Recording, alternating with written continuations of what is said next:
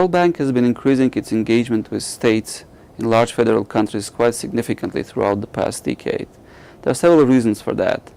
On the demand side, both federal and state governments welcomed World Bank's direct engagement with states because of the financial resources otherwise unavailable to the states and technical advice and dialogue which accompanied World Bank's financial assistance. On the supply side, the World Bank found itself increasingly engaged more and more with states because the vast majority of the public expenditure categories associated with poverty reduction are actually executed at the state level.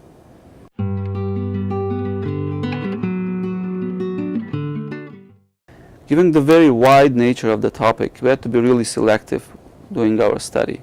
So we picked up 4 countries among many that the bank providing assistance to, and Brazil, India, Nigeria and Russia are all major clients of the bank. They represent 4 different regions of the bank, and the staff of the World Bank executed actually quite innovative and interesting programs in all of those countries. We're quite specific when selecting the states for review in our study. So we tried to pick up 2 states from each country, one a lead performer, another a poorer, lower capacity state.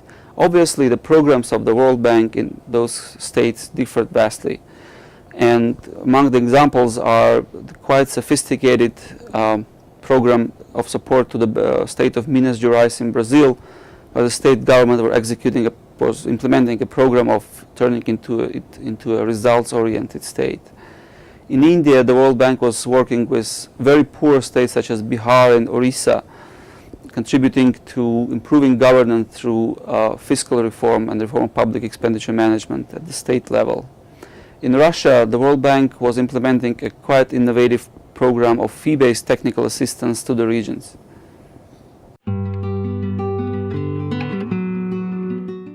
The one broad finding is that state-level engagement definitely adds value and is very important in reducing poverty in our client countries. However, there are some specific points that we thought might be useful for the World Bank, its clients and the wider community. One of them is that it is possible indeed to achieve results even in the poorest and low capacity environments through persistent work with willing reformist governments. And the example of states of Bihar and Orissa in India are good ones here. Another finding is that the angle of public financial management reform is a very good entry point for working with states, and the bank perhaps should continue using it as such. We also found that there's huge demand for more knowledge transfer and knowledge services at the state level, both within the bank as well as among the countries and states within specific countries.